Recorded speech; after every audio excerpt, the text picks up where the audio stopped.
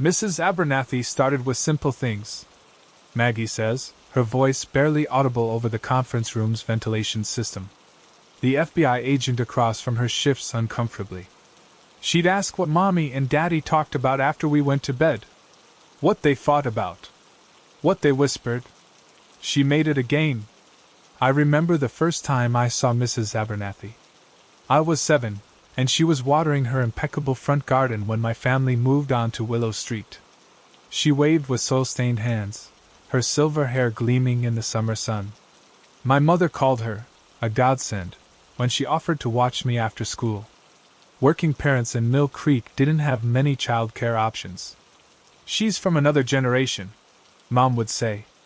They understand the value of community. Mrs. Abernathy's home smelled of cinnamon and furniture polish. Doilies adorned every surface, and framed black and white photos lined the walls. She baked cookies that melted in your mouth and let us play in her basement, while she knitted upstairs. I was initially her only charge, but within months, she was watching most of the neighborhood children. You have keen eyes and good ears, she told me during my second week. I bet you notice things others don't. I nodded eagerly, desperate for approval. Let's play a game, she whispered, as though sharing a delicious secret. I call it the collector. You collect little bits of information, tiny treasures, and bring them to me. The rules were simple. Listen to my parents, observe their habits, memorize their conversations, and report back with precision. For each treasure, I earned a point. With enough points came rewards, extra cookies, special privileges, her radiant smile. What sort of treasures? I'd asked. Oh, anything interesting.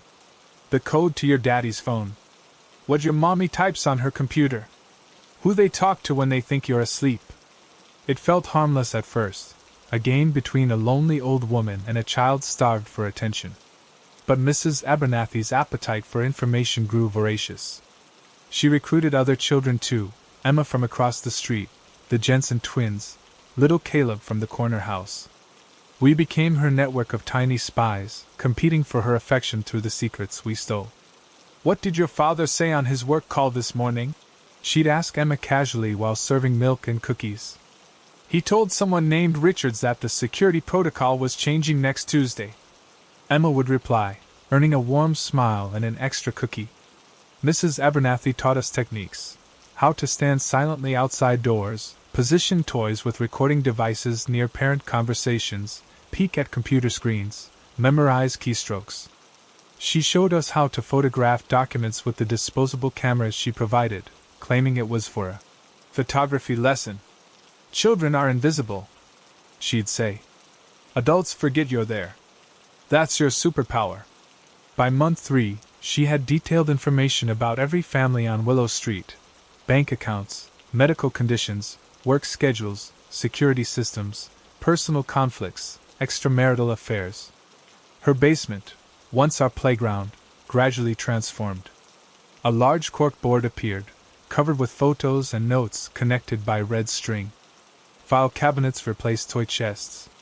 Computer equipment materialized on her crafting table. This is our collection, she said proudly. Isn't it beautiful? Knowledge is power, my darlings. We didn't understand what she meant until the Richardsons' home was burglarized during their anniversary dinner, a dinner Mrs. Abernathy had encouraged them to attend. You two deserve a night out, she'd insisted, offering to watch their son. I know a wonderful restaurant where no one will disturb you. The Jensen family's identity was stolen a week later. Mr. Peterson's work computer was hacked, resulting in his termination. Mrs. Wallace's private medical information was mysteriously emailed to her entire church group. Each catastrophe followed a specific revelation from one of us children. Each victim had previously declined one of Mrs. Abernathy's reasonable requests: a small loan, a favor regarding property lines, access to professional connections. I began connecting these events at age 9, far too late. By then, Mrs. Abernathy had compromising information on my parents too. I'd given it to her, piece by piece, treasure by treasure. Your mother's having trouble at work, isn't she? Mrs. Abernathy mentioned casually one afternoon. It would be terrible if those prescription medications she takes were to become public knowledge. Her employer might question her judgment. I froze, cookie halfway to my mouth. And your father's internet history, she continued, knitting needles clicking rhythmically. Quite concerning for a school principal, wouldn't you agree? Her smile remained grandmotherly, but her eyes had turned cold. What do you want? I whispered. Just your continued participation, dear. You're my best collector. That night I tried to tell my parents. Mrs. Abernathy called midway through my confession. My mother's face drained of color as she listened. After hanging up, she slapped me hard across the face, the first and only time she ever struck me. Never, she hissed, speak about Mrs. Abernathy that way again. I learned then that adults could be controlled through their secrets, just as she controlled us through affection and cookies. Mrs. Abernathy had already spoken to my mother, twisting my impending confession into something sinister. She'd made herself the victim of a child's vicious imagination. 2 more years passed. Mrs. Abernathy's collection grew, as did her influence in Mill Creek. She joined the town council. Local businesses suddenly donated to her preferred causes. The police chief himself shoveled her walkway each winter. Meanwhile, more families suffered mysterious misfortunes. The children under her care grew hollow-eyed and silent. We recognized one another by this shared emptiness, this complicity. Emma tried to escape first. At 11, she refused to return to Mrs. Abernathy's. 3 days later, her father lost his job, their dog disappeared, and Emma was diagnosed with severe anxiety requiring home supervision, under Mrs. Abernathy's recommended care. I planned more carefully. I began feeding Mrs. Abernathy plausible falsehoods, diluting her information stream while pretending continued loyalty. I documented her operation in a hidden notebook. Most crucially, I cultivated my parents' trust again, showing them, gradually, carefully, how we'd all been manipulated. The break came when I discovered Mrs. Abernathy's mistake. She'd grown overconfident, careless. The cameras she'd installed throughout her home to monitor us children also captured her own activities. The recording devices worked both ways. Her digital security was designed to keep adults out, not tech-savvy children who'd grown up under her tutelage. I taught you too well, she said when I finally confronted her, my evidence already backed up and distributed to multiple sources. I always knew you were special. She seemed more proud than concerned, even as I explained how the police were already en route, how the other children had come forward with their parents. You misunderstand, dear, she said, pouring tea as though it were any normal afternoon. This was always the point. To find someone like you. She slid an envelope across the table. Inside was a business card with only a phone number, and a letter of recommendation, addressed to me, for something called the Foundation. They'd been watching our little experiment with great interest. She said, You've graduated. The police found nothing incriminating when they arrived. The basement contained only children's toys and craft supplies. Her computer held nothing but cookie recipes and knitting patterns. The children's statements grew confused, contradictory. Parents questioned their own memories. Mrs. Abernathy moved away the following month, citing health concerns. She hugged me goodbye, whispering, They'll contact you when you're 18. You'll make an excellent collector. 7 years later, my phone rang on my 18th birthday. I'd been expecting the call, planning for it. The voice on the other end was elderly, gentle, another grandmother figure ready to harvest what Mrs. Abernathy had planted. We've been waiting for you, the voice said. Are you ready to begin your real training? I smiled, thinking of my detailed records, the evidence preserved and distributed to journalists nationwide, set to release automatically if anything happened to me. I thought of the other children from Willow Street, now teenagers, waiting for my signal. Yes, I answered. I've been collecting for years. The agent across the conference table finishes typing my statement and looks up. You realize this organization may not exist? He says. That this could have been one disturbed woman's operation. Does it matter? I ask. Either way, I found 27 more misses. a benefice across the country, each running the same operation, each recruiting children. He closes his laptop. And you believe they're still watching you? I think of the familiar car that's been parked outside my apartment for weeks, the clicking on my phone line, the feeling of eyes on me everywhere. No, I lie, meeting his gaze steadily. I think it's finally over.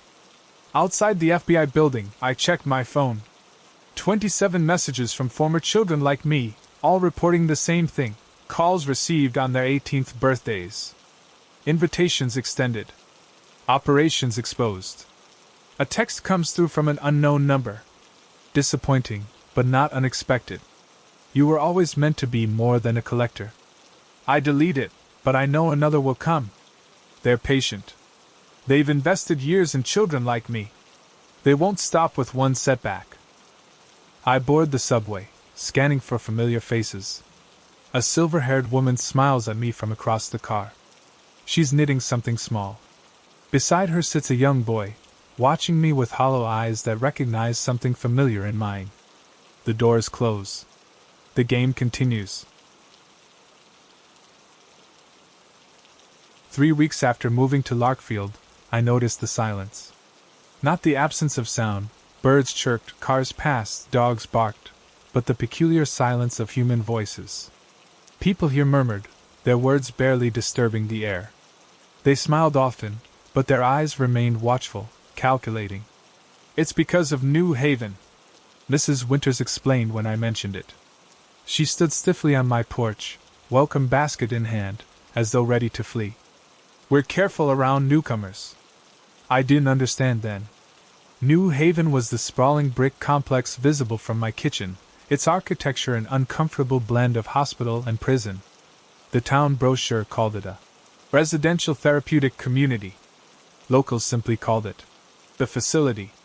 They're integrated into the community, my real estate agent had explained. Part of their rehabilitation. That's why the houses here are such a bargain. A bargain, that's what had drawn me to Larkfield after my divorce and financial collapse. A charming Victorian at half the price it would cost elsewhere seemed like salvation. What was a nearby mental health facility compared to crippling debt? The first month passed uneventfully. I set up my home office, resumed freelance work, tried meeting neighbors. They were polite but distant, conversations brief and rehearsed. Then I met Daniel at the coffee shop. "You're the new resident of 47 Maple," he said, approaching without introduction. Tall and thin, intelligent eyes meticulously groomed. His smile seemed practiced, as though learned from a manual. "I'm from New Haven. We've been watching your adjustment."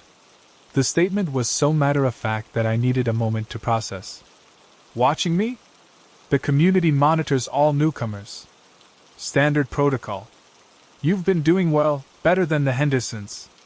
They only lasted 6 weeks." He handed me a card with nothing but a series of numbers. "If you notice anything unusual, call this number.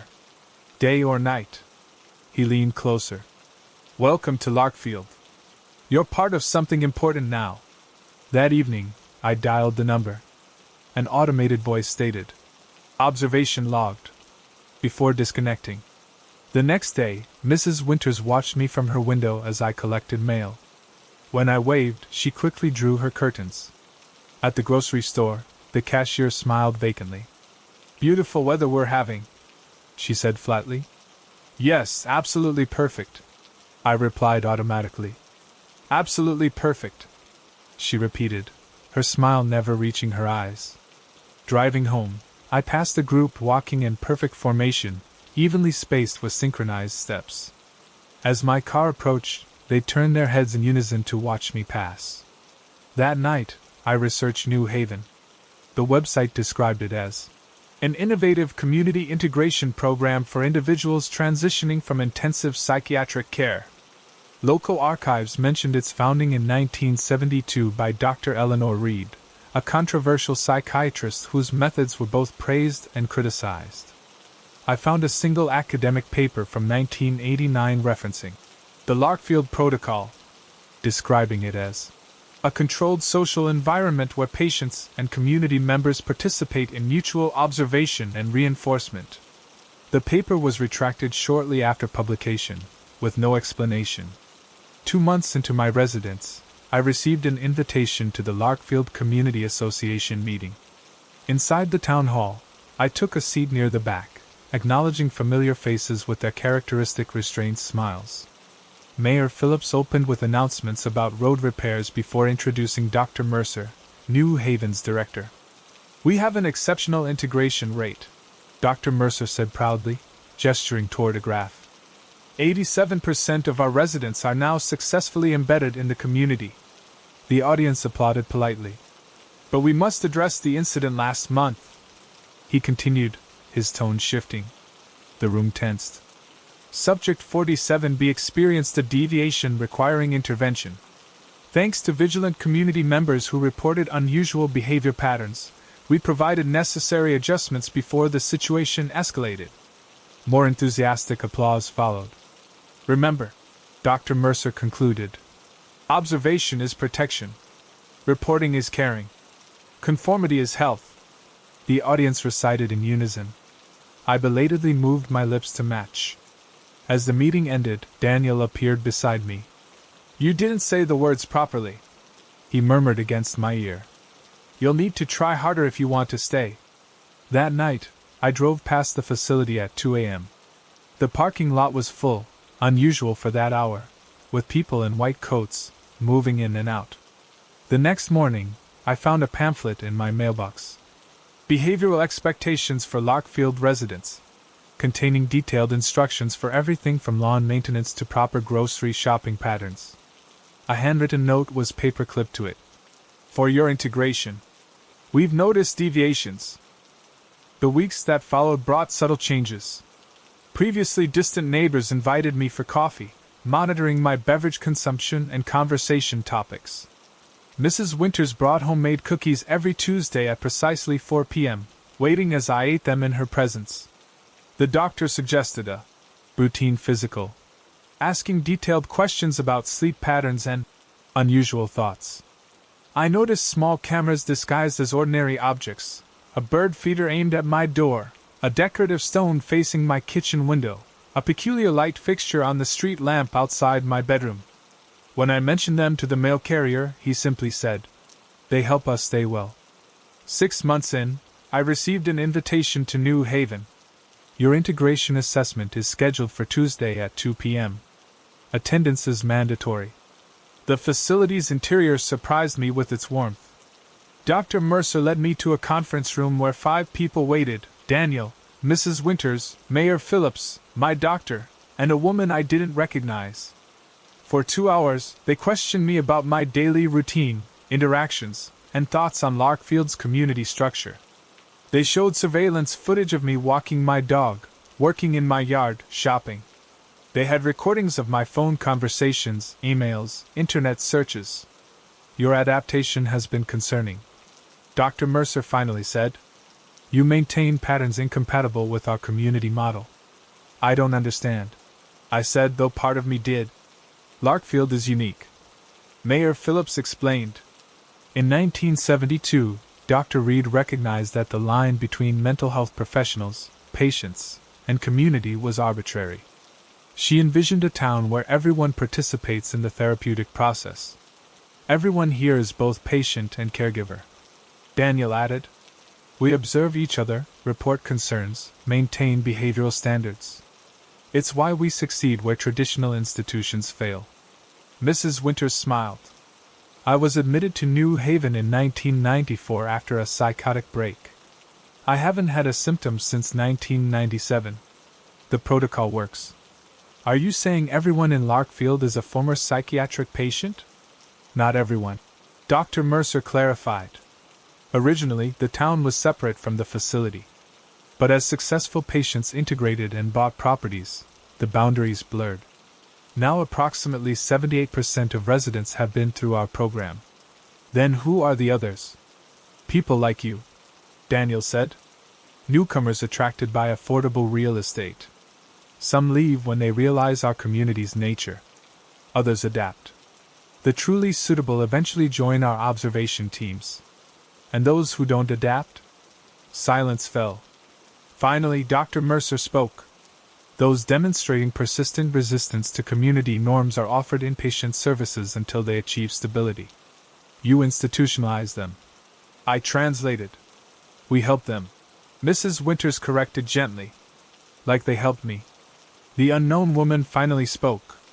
I'm Dr. Reed's daughter. I grew up watching this community heal people whom traditional psychiatry failed. Everyone here has a place, a purpose. This is why we're concerned about your integration. Dr. Mercer concluded. Your behavior suggests resistance to our methods. Tonight, the community will vote on your status. They sent me home to await their decision. I sat in my living room, wondering if I was being observed. Was their method wrong? Mrs. Winters seemed happy. Daniel had found purpose. The town operated with perfect precision, everyone contributing to an ecosystem of mutual surveillance and behavioral reinforcement. Was I the problem? Was my resistance a sign of instability? Or was my unease the last rational response to an environment that had normalized complete social control under the guise of therapeutic care? At precisely 8 p.m., my phone rang. The community has voted. Dr. Mercer announced. You've been classified as Integration Level 3, which means you require structured support. A transition team will arrive tomorrow morning. What if I refuse? Refusal would indicate severe integration resistance, requiring immediate inpatient intervention. His voice softened. But I don't think that will be necessary. You show potential. After hanging up, I sat motionless.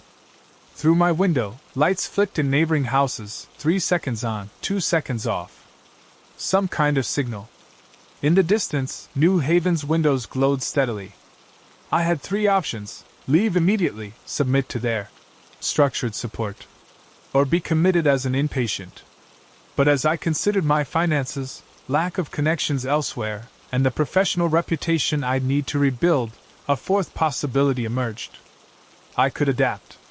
Not as they expected, but on my terms. The transition team arrived at 9 a.m., Daniel, Mrs. Winters, and 2 staff members. They brought materials, a behavior tracking journal, a rigid schedule, a list of approved conversation topics. I nodded agreeably, accepted their materials, followed instructions. I kept their schedule, attended meetings, took medications. I learned observation protocols and began submitting reports on neighbors' behaviors. 3 months later, I was reclassified as Integration Level 2. 6 months after that, Level 1.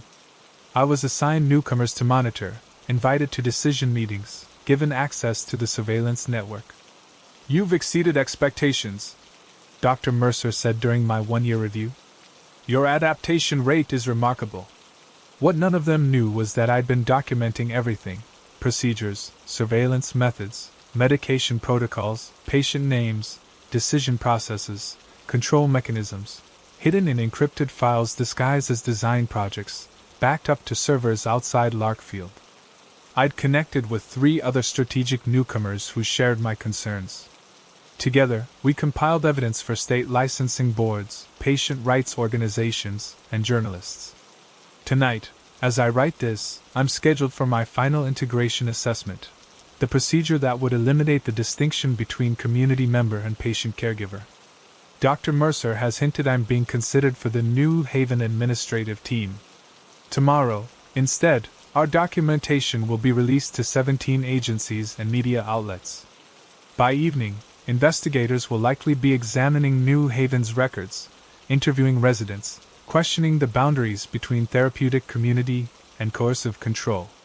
I don't know what will happen to people like Mrs. Winters, who genuinely believe they've been saved, or Daniel, whose identity is constructed around his role. I don't know if dismantling this environment will help or harm them. I only know that somewhere, treatment became control, and healing became conformity. As I wait for dawn, watching lights blinking across town, 3 seconds on, 2 seconds off, I wonder if I've made the right choice. Because the most disturbing realization isn't that Larkfield controls its residents. It's that part of me has come to find comfort in being controlled. Through my window, I see New Haven's silhouette against the night sky. Someone stands on the roof, watching. I raise my hand in acknowledgement.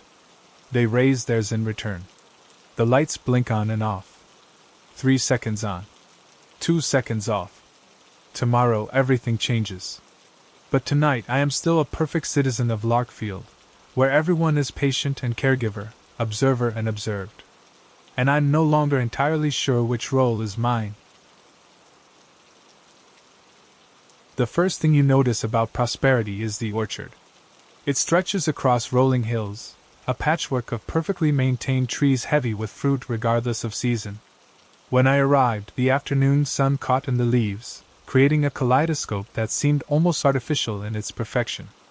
That's Prosperity's blessing, Mayor Whitaker told me during my interview for the local paper position.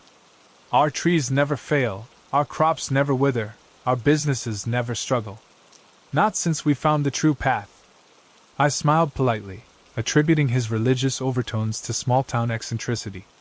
After 3 years of grinding poverty in the city, I was in no position to judge the beliefs that kept this place solvent, while similar towns withered into dust. The job came with subsidized housing, a charming cottage on Harvest Lane, bordered by apple trees so laden with fruit their branches nearly touched the ground. The rent was suspiciously low. The Caldwell place has been empty since last offering season, Mayor Whitaker explained. We need it occupied. Good energy and all that. I should have asked more questions then. My first weeks as editor of the Prosperity Chronicle were uneventful. I covered town meetings, high school sports, business milestones. Everyone welcomed me with practiced warmth, bringing pies made with orchard fruit, inviting me to Sunday services at the Church of Abundance, asking probing questions about my background. Do you have family?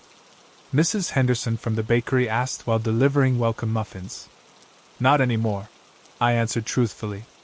Something flickered across her face, relief, perhaps. That's good. I mean, it's always easier to start fresh without entanglements. The Church of Abundance stood at the town center, an austere stone building with a wooden sign depicting a tree heavy with fruit. Inside, wooden pews faced not an altar but a massive gnarled tree trunk, its exposed roots spreading across the dais. Embedded in the ancient wood was a small stone basin. I attended my first service out of journalistic curiosity. Mayor Whitaker, who doubled as the religious leader, spoke passionately about sacrifice and reward, feeding the roots to nourish the branches. Prosperity demands nourishment, he intoned, hands caressing the ancient trunk. The cycle must be maintained. The offering season approaches, and we must each consider what we can contribute to ensure another year of abundance. The congregation nodded solemnly. I jotted notes, thinking it would make an interesting cultural piece. After the service, a young woman approached me, Sarah Tanner, the town librarian. Unlike the others, her smile reached her eyes. First time? She asked, gesturing toward the tree trunk. It's a bit much if you're not used to it. What's the story with the tree? I asked. Local legend says it's the heart of the original tree that started the first orchard in the 1800s. During a 7-year drought, when every other town was failing, Prosperity's founder supposedly discovered a method to keep the trees producing. What kind of method? Something shadowed her face. Mayor Whitaker speaks about feeding the roots, but nobody talks specifics. She lowered her voice. If you're interested in our history, there are documents in the library. Records not part of the official narrative. 2 days later, I visited the library. Sarah led me to a climate-controlled basement room where town records dating back to Prosperity's founding were preserved. These aren't restricted exactly, she said, but they're not advertised either. The records told a different story than the sanitized version.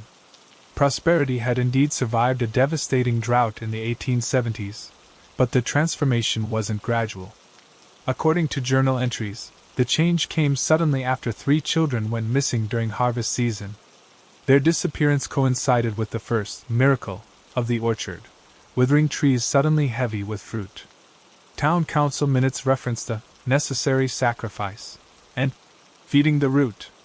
The following year, 2 more children vanished. The orchard expanded. More businesses opened. The pattern repeated, with periodic disappearances followed by remarkable prosperity. But something changed in the 1920s. The disappearances stopped, replaced by references to willing offerings and chosen contributors.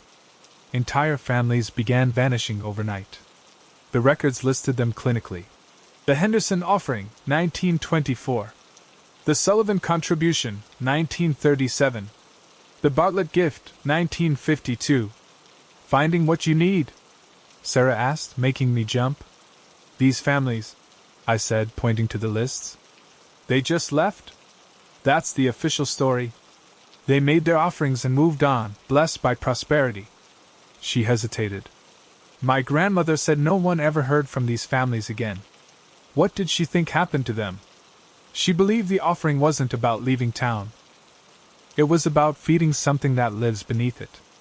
She forced a laugh. Small-town superstition, obviously. But her eyes told a different story. As offering season approached, the town's atmosphere shifted. Families grew quieter, more insular. Children were kept closer to home. People watched each other with calculating gazes. An undercurrent of tension hummed beneath the continued friendliness. I began investigating actively, reviewing birth and death records, property transfers, school enrollments. The pattern was unmistakable. Every year, one family disappeared from Prosperity's records, their property redistributed, their existence erased except for that single entry. The ______ offering. You're asking a lot of questions. Mayor Whitaker commented during our weekly meeting. People are noticing. The offering season seems significant. I'm thinking of doing a feature article on the tradition. His smile remained fixed. Wonderful idea. But perhaps you're approaching it from the wrong angle. The offering isn't about the past. It's about ensuring the future. He leaned forward. You've noticed our prosperity, surely. No unemployment, no foreclosures, no business failures, even during economic downturns. I've noticed. All of that comes with a price. Nothing is free. He gestured toward the orchard. The roots must be fed. And who decides what, or who feeds them? His eyes hardened. The town decides. We look at who takes the most while giving the least. Who has no deep connections, no essential role. Who can be sacrificed for the greater good. The threat was unmistakable. That evening, I found a gift basket on my porch filled with orchard fruit. The card read, "From the selection committee. We've been watching." I called Sarah immediately. We need to talk. Not in town. We met at a diner 20 miles outside Prosperity. She listened as I shared my discoveries. They're considering you for this year's offering, she said. It fits the pattern. You're new, single, no family ties. They've placed you in the Caldwell house, last year's offering family. What exactly happens to the offerings? Sarah's hands trembled. I don't know the details. The ceremony is conducted by the selection committee only. But my grandmother showed me something before she died. An underground chamber beneath the church, accessible through the old canning factory. Did she see what was down there? She said there was an older tree, massive, ancient, its roots extending throughout the tunnel system. And wrapped among those roots. She swallowed hard. Bodies. Dozens of them, in various states of absorption. As if the tree was slowly consuming them. I wanted to dismiss it as superstition, but the evidence was too consistent. Something was happening in Prosperity, something that traded human lives for communal success. The ceremony is 3 days from now. Sarah whispered. You need to leave. What about you? My family has been here for generations. I'm too connected. They won't select me. A bitter smile twisted her lips. The irony of being too essential to sacrifice. That night, I packed essentials, planning to flee before dawn. But as I reached for my car keys, I noticed silent figures moving across my lawn, at least 20 people forming a circle around my house. Mayor Whitaker stood at the center of my walkway, his expression serene in the moonlight. The front door burst open. Hands grabbed me. Someone pressed a sweet-smelling cloth over my face. As consciousness faded, I heard Mayor Whitaker. "Don't fight, dear. Your contribution will feed us all." I awoke in darkness. As my eyes adjusted, I made out rough-hewn walls, tunnels branching in multiple directions, and looming above, the massive trunk of a tree far larger than the one in the church. Its roots twisted across the floor and walls, pulsing with a rhythm like a heartbeat. I wasn't alone. Others lay around me, their bodies still, roots delicately wrapped around their limbs, thin tendrils penetrating their skin. Some were still recognizable. Others had been partly absorbed, their features distorted as the tree gradually consumed them. They weren't dead. Not completely. Occasionally, an arm would twitch, eyes would flutter open, lips would move in silent words. The tree was feeding on them slowly, keeping them alive to prolong its meal. I recognized faces from town records, generations of offerings, stored in this subterranean larder, being gradually consumed by the entity that ensured prosperity's blessing. Footsteps approached. The selection committee entered in ceremonial robes, led by Mayor Whitaker. They carried a struggling figure, Sarah, gagged and terrified. "We had to adjust our selection this year," the mayor announced. "Our intended offering became problematic. Too inquisitive." He stroked Sarah's hair. "Whereas the Tanner girl has shown concerning tendencies. Sharing restricted information, questioning traditions." Sarah's eyes met mine, wild with fear and guilt. "Now we'll witness the binding," Mayor Whitaker continued. They forced Sarah to kneel before the trunk. From the stone basin embedded in the tree, the mayor extracted a viscous, amber liquid. He painted symbols on Sarah's forehead. "Accept our offering. Grant us another year of prosperity." The tree's response was immediate. Roots erupted from the ground, wrapping around Sarah's limbs. She screamed through her gag as tendrils pierced her skin. The mayor turned toward me. "You'll witness the binding, then join our community in a different capacity. We need a new librarian now." I understood the bargain. Silence and complicity in exchange for life. What happened next came down to luck and desperation. A root shifting beneath me had exposed a jagged stone. As the committee focused on Sarah, I sawed through my restraints. When the ceremony reached its crescendo, I grabbed the ceremonial knife from Mayor Whitaker's belt and slashed at the roots holding Sarah. Chaos erupted. The tree seemed to shriek, a vibration shaking dust from the ceiling. Roots thrashed violently. I pulled Sarah free, her skin punctured but the binding incomplete. "Run!" I screamed, pushing her toward the tunnel entrance. We fled through the tunnels, following air currents toward the surface. Behind us, the vibration intensified. The ground shook. We emerged from an abandoned well on the orchard's edge as tremors hit the town. Buildings swayed. Cracks split the earth. Perfect fruit began rotting on branches. Sarah grabbed my arm. It's never been denied an offering before. We watched from the hills as prosperity tore itself apart, the underground entity thrashing in hunger and rage, destroying the town it had sustained for generations. That was 3 months ago. The official explanation cites an unknown geological event. Emergency services found no trace of the underground chamber, only a sinkhole where the church once stood. Most survivors relocated, their perfect prosperity gone, their secret buried. Sarah and I provided statements, underwent psychological evaluations, endured pitying looks from authorities who attributed our shared delusion to trauma. But sometimes, in the darkest hours, my skin crawls with the phantom sensation of roots seeking entrance. And in my dreams I hear Mayor Whitaker's final words.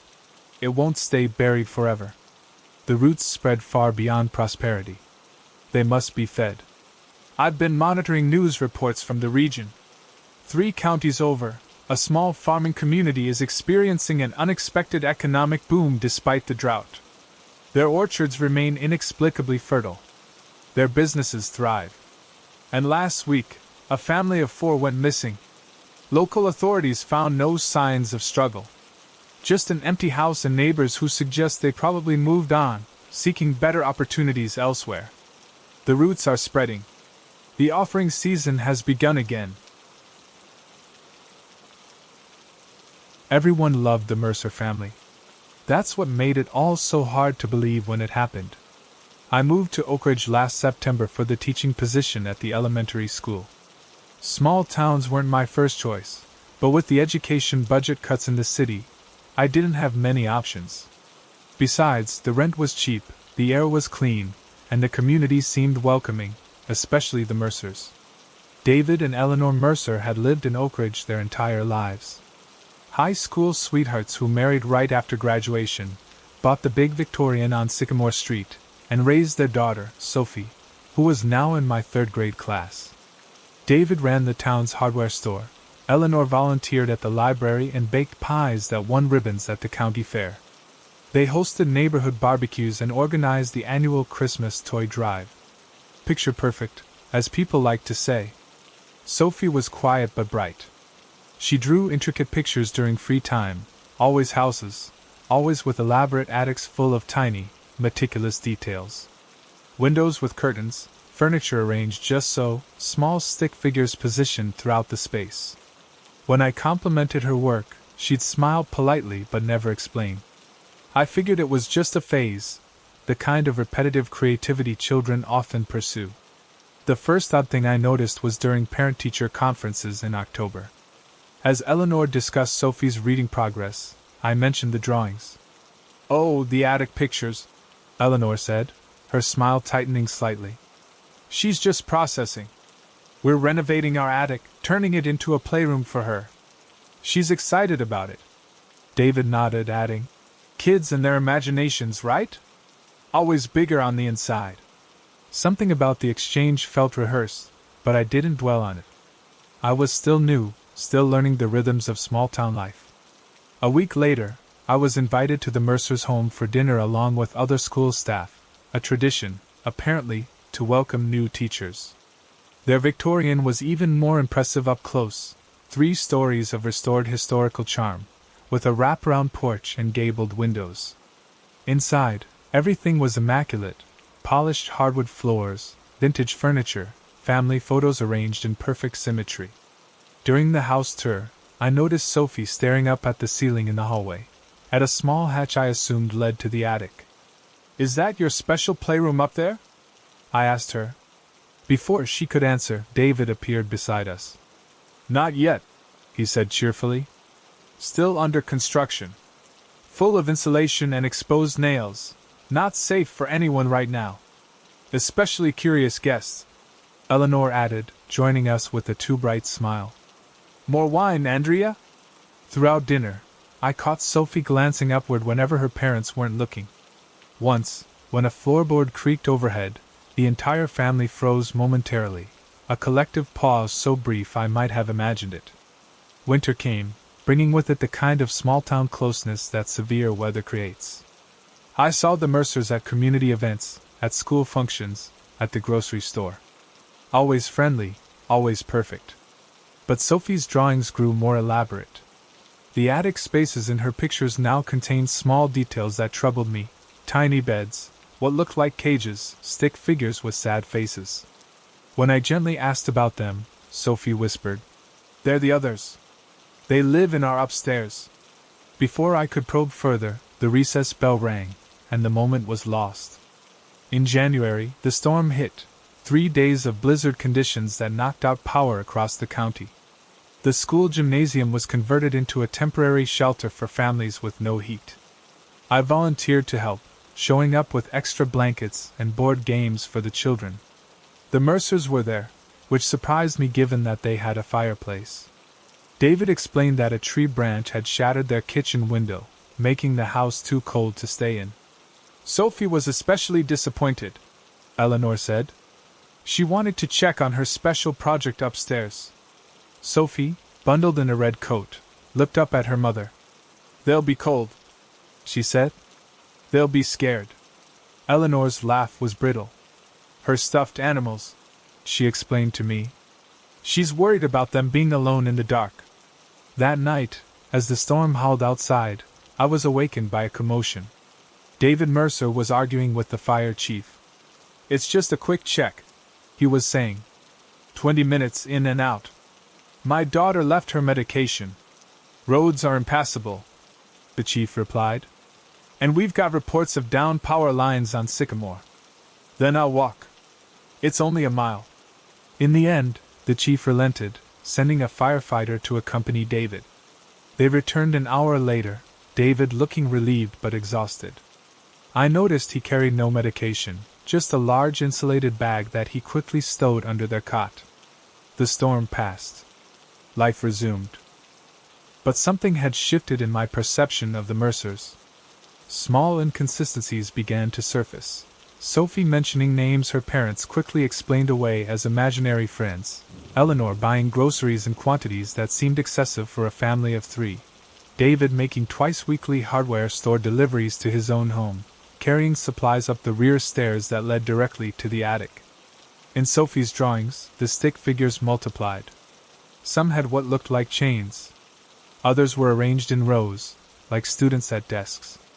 When I asked her about her imaginary friends, she looked at me with unnervingly adult eyes. "They're not imaginary," she said. "They're just not allowed to be real yet." I should have reported something then. To whom, I'm not sure, the principal, the police, someone. But what would I have said? That a respected family had an attic I'd never seen? That their daughter drew strange pictures? That they bought too much food? It sounded absurd even in my head. Then came the incident with Tommy Wilson. 10 years old, troubled home life, prone to wandering the town when things got bad with his stepfather. He went missing on a Tuesday in March. The town organized search parties. The local paper printed his photo. The police checked empty buildings and wooded areas. 3 days later, Tommy reappeared, claiming he'd been hiding in a friend's basement. But I saw him in the hallway at school, and something was different. He moved mechanically, his responses to questions delayed as if he needed to process simple information. When Sophie saw him, she whispered, "New other," before Eleanor quickly ushered her away. That night, I drove slowly past the Mercer house. The attic lights were on, silhouettes moving behind curtained windows. I counted 3 distinct shadows, then a 4th smaller one I assumed was Sophie. Then a 5th. A 6th. I began keeping track of small disappearances in nearby towns: a homeless man in Riverdale, a teenage runaway from Millfield, an elderly woman with dementia who wandered away from her care facility. None high profile enough for significant investigation, all eventually written off or forgotten. Each time, shortly after, I'd notice increased activity at the Mercer house, more deliveries, more groceries, more shadows in the attic windows. In April, Sophie's drawings changed. The attic spaces now included detailed furniture that resembled school desks. The stick figures sat in rows. One larger figure stood at what looked like a chalkboard. When I asked her about it, she beamed. "It's you," she said. "When you come teach us." "Teach who, sweetie?" "The others. Dad says you're almost ready to know. Mom says you see too much already. They argue about it." My blood ran cold. "What do the others learn?" "How to be right," she said simply. "Dad says some people are born wrong. They need to be fixed to fit. The attic makes them better." That evening, I received a text from Eleanor. "Dinner tomorrow? Just us adults. We have something important to discuss. David thinks it's time." I didn't respond. Instead, I drove to the police station 1 town over, where no one knew the Mercers personally. The officer listened patiently to my disjointed concerns, making notes that I knew sounded like the paranoid ramblings of a newcomer who didn't understand small-town dynamics. "So you believe this respected family is, what? Keeping people in their attic? Teaching them something?" he asked. Put that way, it did sound delusional. I left feeling foolish, but no less unsettled. The next day, David approached me after school. "Eleanor mentioned she texted you. We really do need to talk." His tone was friendly, but his eyes were evaluating. I felt exposed, as if he could see my suspicions written across my face. "I'm actually heading out of town tonight," I lied. "Family emergency." "I'm sorry to hear that," he said, not looking sorry at all. When you get back, then. It's important, about Sophie's future education. And possibly yours. That night, I packed a bag, planning to drive to my sister's place in the city. But as I was loading my car, the Mercer's minivan pulled into my driveway. David, Eleanor, and Sophie stepped out, all smiling. "Surprise visit," David said. "Since you couldn't come to us." Eleanor held out a foil-covered dish. "I brought pie," Sophie insisted. Sophie wasn't looking at me. She was staring at my half-packed car. "Going somewhere?" David asked, his smile unchanged. "Just for the weekend." I managed, my mouth dry. "Perfect timing, then. We wanted to catch you before you left." David stepped closer. "We've been watching you, Andrea. Your attention to detail. Your interest in Sophie's drawings. Your late-night drives past our house." Eleanor's smile remained fixed as she added, "We knew you were special from the start. Observant. Patient. The kind of person who really sees others. That's why we'd like to offer you a position," David continued. "More than just teaching third grade. Something transformative. For the others. We've never brought someone in voluntarily before," Eleanor said, her voice dropping to a whisper. "Usually it takes time in the attic first, to help them understand. But Sophie thinks you're different." Sophie finally looked up at me, her eyes bright. "You already understand, don't you? About making people fit?" My car keys dug into my palm as I gripped them tighter. "I'm not sure what you mean." "The world breaks people," David explained calmly. "Makes them wrong, disconnected, discarded. We fix them. Reshape them. Give them purpose as others until they're ready to return. Some never are. Like Mr. Wilson," Sophie added helpfully. "Tommy's dad. He was too broken, so he stays upstairs now. Helps with the new ones." The pieces clicked into place. The missing people, the deliveries, Sophie's drawings. They weren't kidnapping random victims. They were taking people no one would miss. People already at the margins. Fixing them into whatever the Mercers thought people should be. "We're offering you a choice," Eleanor said. "Join our work willingly. Your insights would be invaluable. And if I decline?" My voice sounded steadier than I felt. David's smile didn't waver. "Then Sophie loses a favorite teacher. Such a shame." I glanced at my car, calculating my chances of getting inside before they could stop me. "Don't worry," Eleanor said, reading my thoughts. "We wouldn't take you here. Too many questions. We're patient. We can wait for a more natural opportunity. Think about it," David added. "We'll expect your answer by Monday." They left as casually as they'd arrived. I finished packing in a frantic rush, drove through the night to my sister's, and called in sick on Monday. And Tuesday. By Wednesday, the principal was concerned. By Friday, she'd received my resignation email. I never returned to my rental house in Oak Ridge. I left everything behind, moved in with my sister, and eventually found another teaching position in another state. I filed reports with state police, FBI, anyone who would listen. Some took notes. None took action, not against the beloved Mercer family, pillars of the community with no evidence against them beyond a new teacher's fantastical story. Sometimes I check Oak Ridge's local paper online. The Mercers still host the Christmas toy drive. Sophie has won art competitions. David expanded his hardware store. Eleanor now runs the library. And occasionally, in the back pages, I find small notices about the Oak Ridge Rehabilitation Program. That helps. Troubled individuals rebuild their lives through structured learning and community support. The program operates out of a private residence. Space is limited. Referrals accepted. In my nightmares, I see Sophie's drawings come to life. Rows of vacant-eyed people learning to smile on command, to speak in approved phrases, to become what the Mercers believe they should be. I see the space between floorboards, where sounds from below and above travel unimpeded, where a child listens and learns that some people need to be fixed. I wonder how many small towns have families like the Mercers. How many attics hide similar secrets. How many others are being remade, one lesson at a time, into someone else's idea of right? And I wonder when they'll decide I've had enough time to reconsider their offer. Thanks so much for watching. I can't express enough how much your support means. The likes, the comments, it all really helps the channel grow. If you enjoyed the video, make sure to hit that like button and share your thoughts in the comments below. I always take the time to read them. And don't forget to subscribe so you never miss out on any new videos. See you next time.